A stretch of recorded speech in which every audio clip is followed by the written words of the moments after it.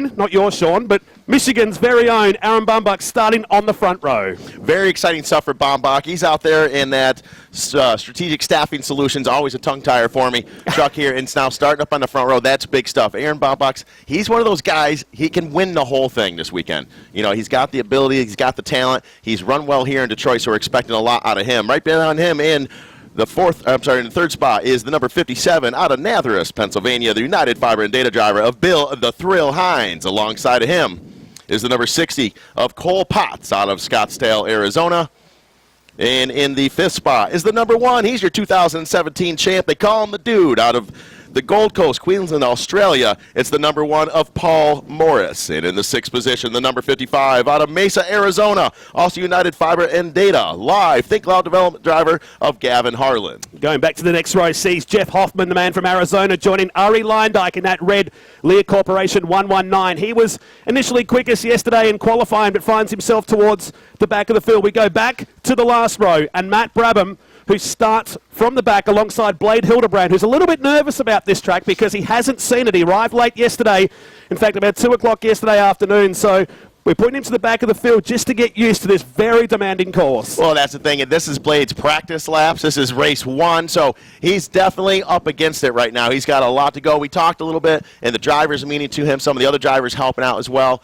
Very demanding, very high speeds here at this track, but at the same time, there's some tight sections. Braking is outrageous at this facility here, and so it's going to be baptism by fire for Blade Hildebrand. There is the Dude, Paul Morris, on screen right now, your defending champion. He won the series last year by 1 single point, and that thrilling finale up in Lake Elsinore in California. And he starts on that row alongside Gavin Harlan, the 5-prong UFD attack. There is the Dude, giving us the thumbs up down there, the Bathurst Triple Crown champion, if you will. He won the 1,000 back in 2014, the 6-hour and the 12-hour over his career. If you know what Bathurst is like our Indianapolis back in Australia. It's a tough track to tame.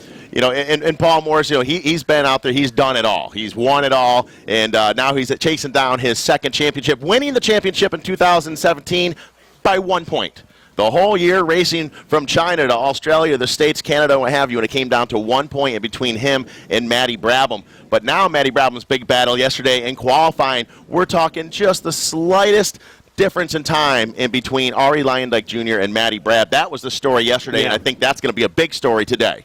Liking to look at this guy too, Cole Potts in that hallmarktrust.com. Innovative Computer Professionals, number 60, alongside Paul Morris. He'll start from the second row. There's looking from the back of the field, so half the field start in front of the ramp. Now, if you've got an eagle eye, we've only got the 1 ramp on the main straight this year. It's 10 laps around this course. We'll run for 3 3/4 laps, if you will, to turn 10 before the competition caution comes out. The leader then will slow the field down. We'll come back around to the start and go into what we call segment 2. After that, we stop again at turn 10, stack the field up for that last 3-lap sprint to the end. So 2 competition cautions, then bringing us to the checkered flag, and that's made to keep the pack together, to keep the racing tight, keep it exciting. These guys love it that way, too. They're swapping paint. The elbows are up the entire time they're out there for this 10-lap race, so it makes it exciting. That being said, also, for qualifying and things, the faster you do, the better you do. You make the money, you get the points, but you start in the back, but then you get the passing points. And that's for the season overall championship for the passing points and things.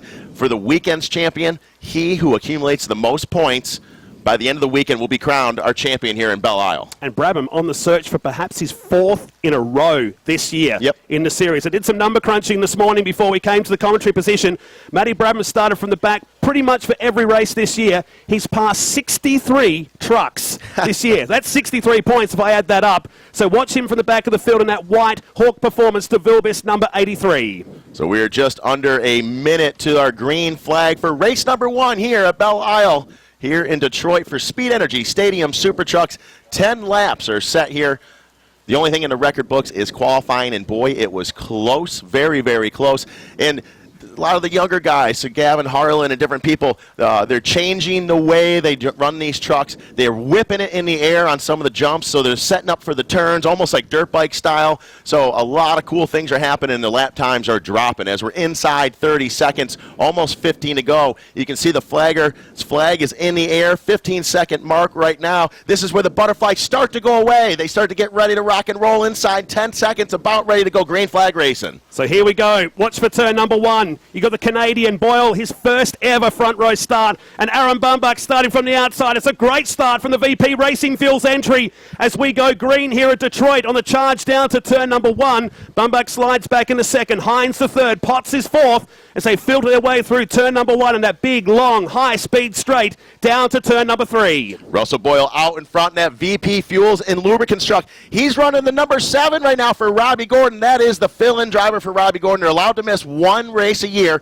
Robbie Gordon down at the Baja 500. He's racing through the desert right now for 500 miles. But right now, Aaron Baumbach and Boyle, they are racing each other. Oh, Paul, the dude, Morris.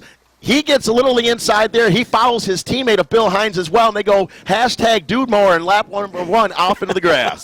There was Harlan in the background, that shot too, as Bumbuck leads down into turn number 5. We've cleared the first ramp. Now they've got the cones on the top of the curb there. It's a much sharper left-hand turn this year as we sweep through the left and into the right and alongside the Detroit River for the first of 10 laps around this Belle Isle course. Look at already halfway through lap 1, and Cole Potts looking real racy right there, very aggressive. As we've said before, he sat in our office all afternoon yesterday trying to figure out what he can do to go faster. He said he had a couple of turns he knew he was struggling with. He wasn't happy. That wasn't acceptable to him. He needed to fix that problem. We're going to find out here shortly if he did. And like the other categories here this weekend, we go down the inside of the curb down there at turn number 7, up to the second ramp, which just suddenly appears out of nowhere. And so far, safe and clean, much like we saw in qualifying. Awkward landing for Hildebrand as he come off the second ramp. And now things start to get a bit hot coming out of turn number 11 and the run down into turn 12. A fast section here with a couple real fast turns right there. You don't see the truck three-wheeling so much just because they're carrying so much speed. Toyo Tires getting that power to the ground right there. So those fast sections, real tricky. You go to wide open 150 miles an hour into the tightest section of the track and then back to wide open again. So there's a lot of different variables about how to get around it, and we saw yesterday in qualifying a lot of different lines. So here is our first lap through the chicane. This is simply, we got a pile up. Blade Hildebrand gets in the back of Lyondike. Lyondike able to get out of it. Not a problem so far. That chicane is there strictly to slow them down. We can't be jumping trucks at 140 miles an hour. So that's just to slow them down as we do every year here. Right now, a big lead for Aaron Baumbach out in front. Keep in mind, as we mentioned earlier, though, there you have 2 mandatory competition cautions in this race. The first one is going to be about 3 3/4 laps in, and that's going to be happening in turn 10. Then it'll go 2 more laps and another comp caution, and they race to the finishes. Right now, Harlan, he's to the outside. Potts to the inside. Potts able to make it stick. They do stay in order. This turn right here is where we've seen the most mistakes over the last 5 years. It's a fast section with heavy braking right there. See Aaron Baumbach looking really good out in front. It's trouble for everyone else because Baumbach, he's podiumed here before, and he is hungry. He's starving for another one. That's a big margin, but it's artificial at the moment with the competition caution still to come. If you're watching one of our super screens, you can see the running list across the top right now. Baumbach from Russell Boyle in second place. Bill Hines runs in third. We go back to the dude Paul Morris in the black United Fibre and Data number 1. Cole Potts is behind him in 5th. Then we go back to Gavin Harlan. But watch those guys in the second segment. They don't want to be heroes in that first part. But this is a good margin for the man from Rochester, Michigan. Yes, it is. And that is the key thing. You've got to keep your truck together. You want to get up in a position where you can strike in the last few laps here to move up to the forward. Cheeky. I guess so. The number 1, the champ, the dude, Paul Morris, he gets to the inside of his teammate, Bill Hines, makes a good pass stick right there. Now Hines, he's got a little bit of trouble because we have a very, very racy Cole Potts right behind him. Yeah, Potts, he's got that computer-like brain, hasn't he? He just thinks about this 24 hours a day, 7 days a week. That's him in the number 60, the black and green, hallmarktrust.com entry. Harlan behind him, then Hoffman and Lyondike Jr. We got caught up with Blade Hildebrand on the first lap. Through the right-hander and heading down towards the barrel section to complete this second lap. It's Baumbach with a massive lead right now, but the comp caution not too far away. And it's trouble down here now. Boyle's going to have to avoid the barrel's down here and allows Paul Morris to make up a position. It'll be weird how race control handles that right there. If they hit one of those barrels, they're going to get penalty. They're going to get a stop and go. But Boyle, he made a mistake. Him and the dude, they got into each other a little bit there.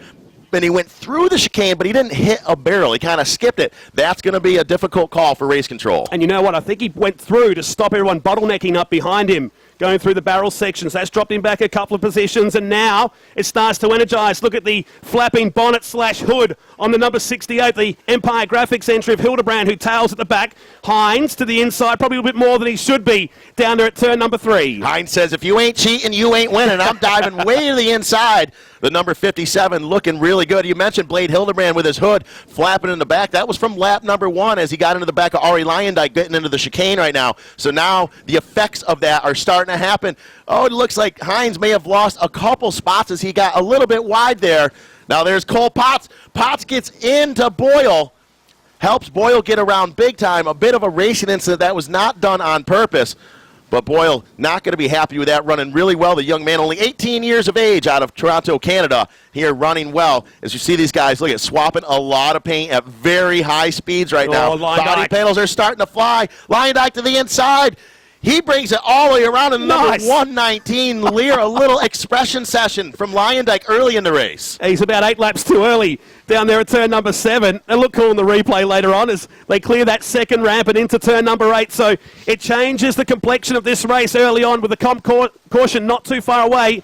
In race number 1, race 9 of this year's season in the Speed Energy Stadium Super Trucks is Harlan, Hoffman. Here's Brabham now suddenly sneaking in, and now the hood on the HallmarkTrust.com entry starts to peel away for Cole Potts. That's not good. He's being very, very aggressive, and we've seen him do that before, Cole Potts. But right now, I think he's getting a little too aggressive too early in the race. It's bothering him that he's looking down these long straightaways and seeing how far the leaders are out in front of him. I know that's messing with his head right now, and he can't take it.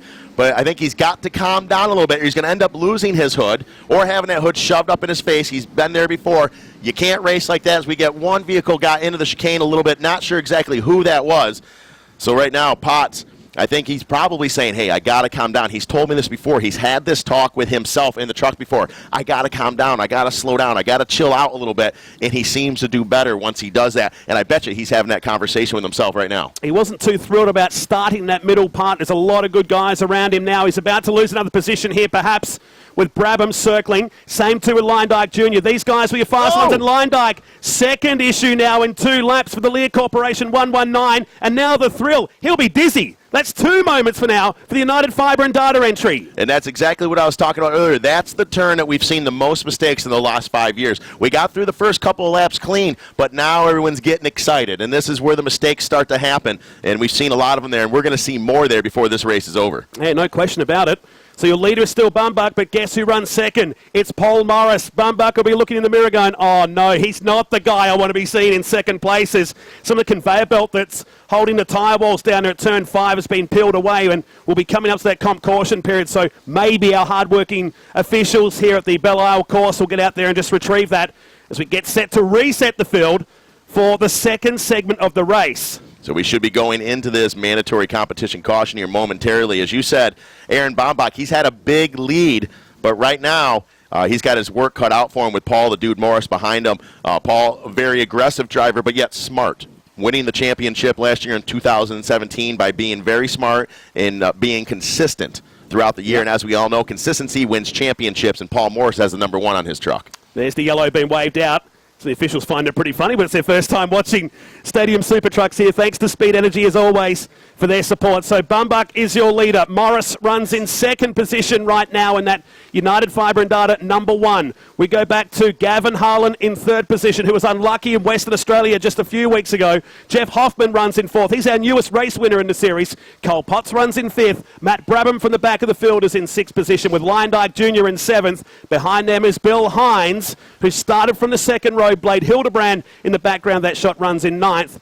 And Russell Boyle from the front to the back, just like that. Russell Boyle having a lot of help by Cole Potts, gets spun around there. Potts is not the kind of guy that's going to take you out on purpose.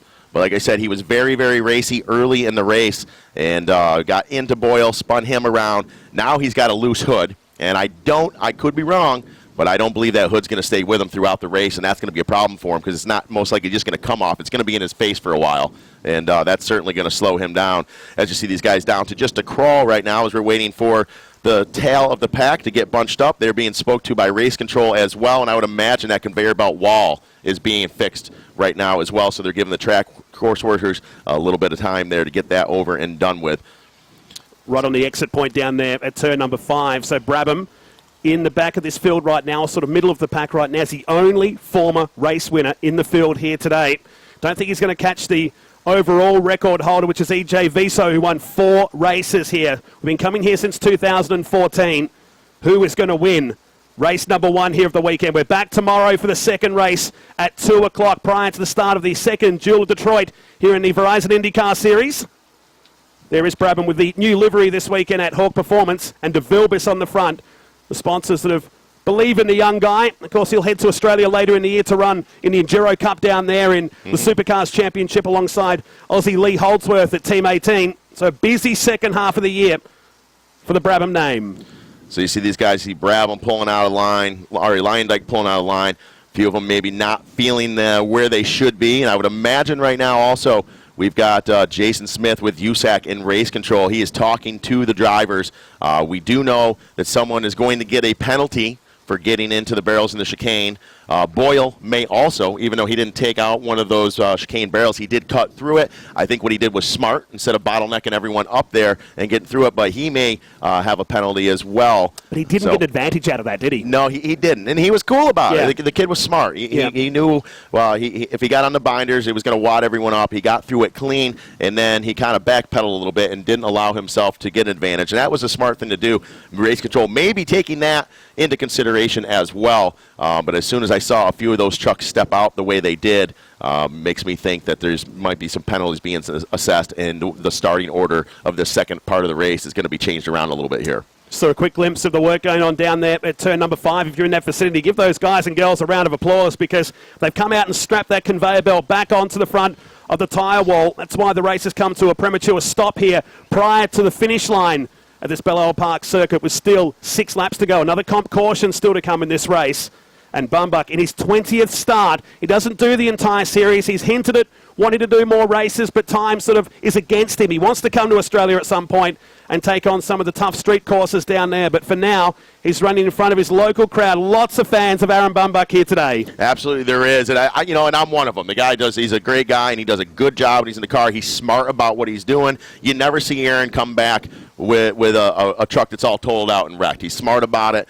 He's methodical the way he gets around the track, and he will purposely just get faster throughout the weekend. He won't just get in the truck for the first time in the weekend and try to just be the fastest guy out there. He's smart about the way he does it, but right now he's got to be very intelligent because he's got as you would say, a very cheeky guy behind him right now, Paul Morris, as we go green flag racing, folks. This is the second portion of race number 1 here for Speed Energy Stadium Super Trucks. So Bumbuck just needs to look forward. Don't look in the mirrors as I'm with you on the front of that HallmarkTrust.com entry. That hood is going to fly up and disturb the vision for Cole Potts as he drops a position to Matt Brabham. So he slides in between Brabham and Leyendijk Jr. So that tyre is rubbing on the panel of the Lear Corporation 119. It's now Morris challenging down the inside to take the lead, but look at Gavin Harlan at the same time on the outside. He could be the big winner here. He might just pickpocket second and maybe the lead by the time he gets to turn 4. What a move by Harlan. 2 good passes there.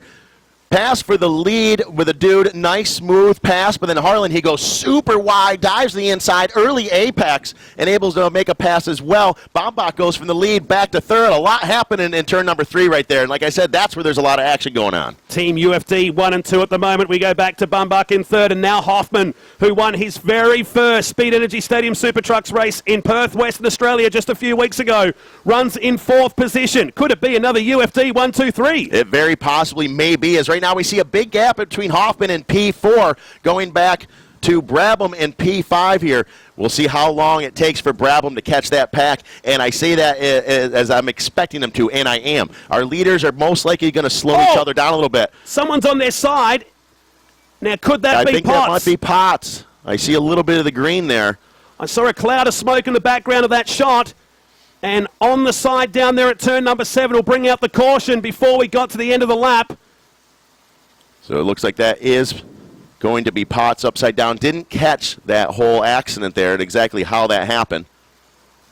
You see the rear end of the truck pretty banged up, that bumper and thing. So definitely that got into some concrete for sure. So some marks on the outside of the wall there. Might have punched him back onto the other side. And now the HallmarkTrust.com entry lays on the side down here at turn 7. And again, the cautions are out here. In race number 9 of this year's Speed Energy Stadium Super Trucks, here's the replay. Down into 7, lost it on his own. It's going to back into the wall at high speed. Oh, there's going to be a lot of damage to the rear of the 60.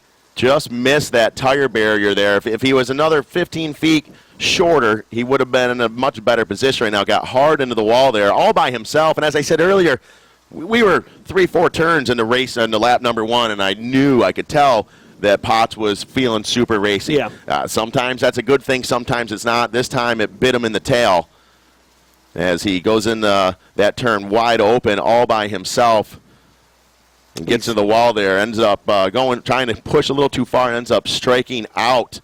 Almost worse than Tim Clark did. So it's really rough roll over there. Moving around inside the cockpit of that right now as the emergency crews roll up. This is the hard part, to put these back on the side and get them back onto all 4 wheels. We don't have Team Trouble with us this weekend. They're the experts. We do not. We do not. And we're going to need a lot more hands than that to roll that truck over, or they're going to have to strap it and roll it. Cole Potts staying in the truck, which by this time is telling me that he says, I'm fine, I'm okay, I want to go racing. I don't know if that truck's going to be raceable. He hit that wall hard in the rear end there, so that's going to have to be determined. He may or may not be able to go back out, and that's going to be decided by race control. They may keep him in there and just limp the truck off the track. You know, those kind of incidents, backing into the wall like that, they're the ones that hurt. He's going to be very sore later on there when he climbs out, so that's going to bring the race to a stop once again. I can see out of our window they've stopped at the same spot that we saw prior to the original restart for segment number 2, and the order of the race has changed. And he's also trying to stay in to see if there is any damage. He may be able to take the restart. We'll see what happens with the man originally from Prior Lake, Minnesota, now called Scottsdale, Arizona home. It's his first year full-time in the series, and not the way he wants this race to be going. Yeah, I did see him moving around inside the truck, so that was a good sign. And staying in it now, they're just going to rope it, turn it over. And, you know, other than the back end, it looks pretty good, but they're going to come up there and make sure everything's okay, because that, as you said, that is a hard hit, and he just missed the tires. Yeah, by inches, wasn't it, down there at turn number 7. I don't like the look of the rear of the 60 right now. Only he'll know when he'll turn around and come back towards the pits, but they're very, very tough trucks, aren't they? They are certainly tough trucks, but that one, however, is a bit of an accordion right now. I think it's a little shorter than it once was, and just hearing from race control, that truck is being requested to pull into pit lane for further inspection by Casey Jeffries and crew down there, all of our technicians, to decide whether or not that truck will be able to come back out and race again without further repair. Well, I got a moment, guys. I want to remind everyone, I just got this note, that the Speed Energy Stadium Super Truck's going to be an autograph session at your merchandise trailer, which is within your paddock, at 12:30 today. Absolutely. All the drivers will be attending that, so you come over and check that out. Even Sean's going to be signing autographs. Yeah, There's a massive lineup at Indy for him last weekend. There was. That was exciting. That was exciting. But so you can come over and meet them all if you're even if you're a fan of the Bachelor ladies. He's going to be over there as well. Ari Lyondike Jr., Matt Brabham, Racing Royalty. Those two families there, and all of our competitors. So you're going to want to go and check that out. There is Cole Potts, and he has to bring it into the paddock here. Little squirrely right there. Finds pit entry just there. To go back to our autograph session, we're down by turn number 5. If you don't know where our paddock area is, we're down at turn number 5. Once you wander through all the merchandise area and past the big entertainment stage. But the best way to reference it is the Pirelli World Challenge. You've got this DJ down there. Yeah. Just listen for the music and you'll find where our trailers are down there. Come and buy some cool merchandise and some sweatshirts. I've been rehearsing that one, sweatshirts, because there's a rather chilly day here in the D. There is. I had to wear a jumper as well earlier, Matt. So we see our crew down there checking out that truck as the rear end got into the concrete wall very, very hard. So you see our guys down there, very talented group of individuals there that build these trucks and keep them running. And as you can see, those of you that have watched a super truck race and things, the beating that they take, it's not an easy job. These guys work around the clock, and they work very hard, and they are very talented. So Jacob and Tim and brother Joel and all of them do a very, very good job, our engineers and technicians and things. So we are getting ready to go green flag racing. I would have to imagine, I could be wrong, we may, time-wise, we may not have a second comp caution. Technically, we have 5 laps to go, but we are also on a time limit as well. So that may have counted as the second comp caution. Right. We'll have to see, and that'll be a decision made by race control as we get ready to take the green flag one more time. Out in front right now, he's your champ. He's the dude. He's number one. Paul Morris takes the green flag. Now, if that is the case and we don't get another competition caution, he's going to be very hard to beat from here as he squirms his way. Well, that just shut me up quickly because there's an issue with the one as he pulls to the infield. I thought that was a strange restart. Yeah. Your defending champion. And now he pulls to the right-hand side and drops the tail of the field. Same two for another one behind. So what has gone on with truck number one? Paul Morris landed off that jump, got real twitchy, almost like maybe he lost a steering box or something. It was Hoffman, the other truck. Yeah, and so very odd what happened there. But meanwhile, we've got the hood coming up on Hildebrand still. Bill Hines in the number 57. He gets through clean. Phil Boyle as well. I'm sorry, Russell Boyle as well. Phil, his father, he is here watching. And now out in front right now it is good news for Gavin Harlan, Aaron Baumbach at P2, and Matt Brabham in P3. So Brabham looking very good coming from the tail of the field on the start, being our fast qualifier yesterday, just a few tenths faster than Ari Lyondike Jr., now moving up into P3. And 6 passing points, and there's Hoffman limping back. So 2 of the UFD trucks striking trouble at the restart of this race. So down to turn number 7 comes Harlan. It took a long time for him to break through for his first win. That came at Long Beach back in April and is now staring down the barrel of his second race win. Very exciting stuff. We saw him in his rookie year in 2017. I think maybe like 8 podiums in a row for the young man. Really, undoubtedly the rookie of the year for 2017. And now he's looking for another podium here and a win for race number 1 on Belle Isle here in Detroit. There's the Hawk Performance. Number 83, Hawk Performance. Their brakes, their rotors, their pads are on every one of these trucks. You can only imagine the technology. Oh, look at, we knew we were going to see a race between these two guys with Ari Lyondike Jr. and Matty Brabham. They're so close in qualifying, and now they are swapping positions back and forth. Wow, get in there, Ari. That was awesome. Very good move by Jr. right there as he gets in there nice and smooth.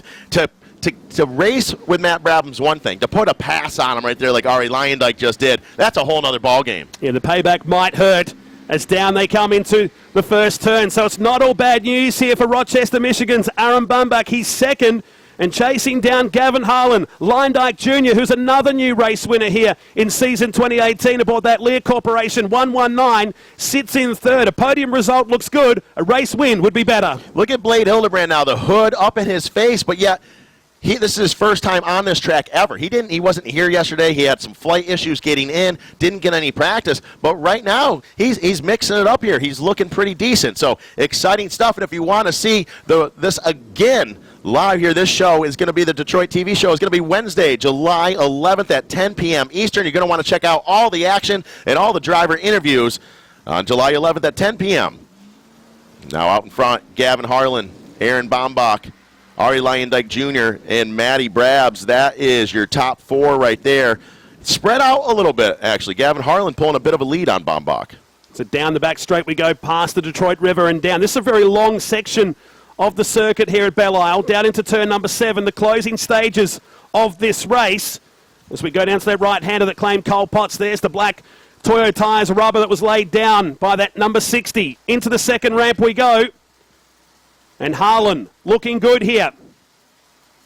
Looking very good right now, Sprint. I believe because of that long caution, we're going to be coming to the checkered flag route now.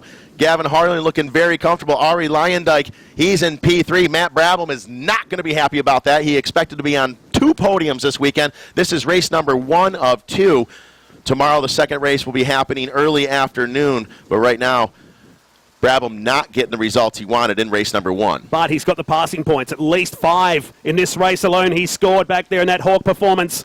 DeVilbiss number 83 as Harlan, Baumbach and Lyondike Jr. come down into the barrel section through the chicane and filter their way out towards. We will get one more. The white flag waves, so it's not done yet. 2.3 miles, 14 turns, and 3 ramps remain. A big lead by Harlan. Look at it. He has open track in front of him. Looking so good. We saw him in Perth, Australia not too long ago. Very, very racy. He found a gear that nobody else had out there and ended up having some bad luck and not working for him. Now he's doing the same thing right now, looking really, really comfortable. So he went from Perth running so great, not have the luck he needed, to right now looking at a possible W in race number 1. So exciting stuff for him.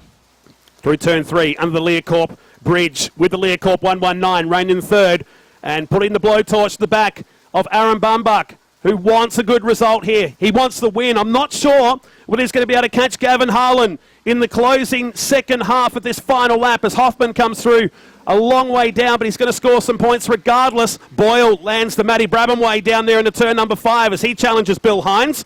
On the barrels back on the course down there in turn number 5 as we pick up the leaders heading down that long back straight towards turn number 7.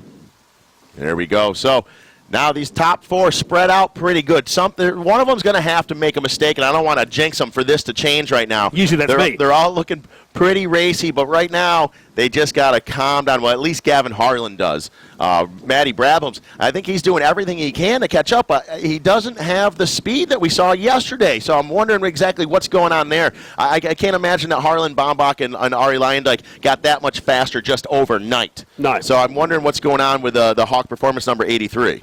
He sits at the back of that shot in 4th position, but Harlan heading down into turn number 12.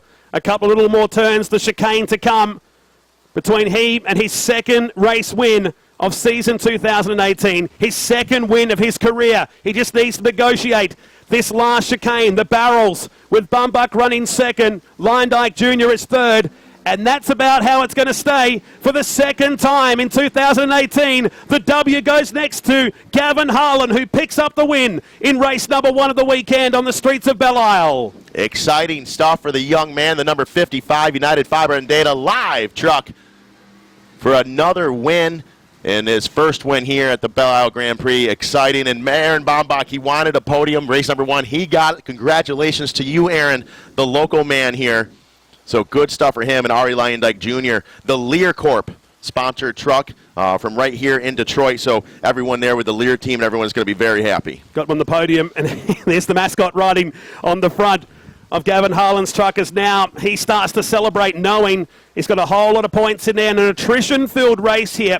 Race 9 of this year's series will have a podium presentation to follow this race soon. The hard luck story of that race going to Cole Potts and also to Paul Morris, the defending champion, who didn't get to the finish line in the end. Hoffman just taking the checkered flag to wrap up this race. But Harlan, knowing the family, knowing the fans are down there in turn number 5, starts the expression session here in race number 1. 9 races in of the championship. Don't forget, we've got our shows coming up on the CBS Sports Network on Wednesday, July 11, 10 o'clock Eastern Time. You can catch this show if you want to see what happened down under from the Perth event back in June as well.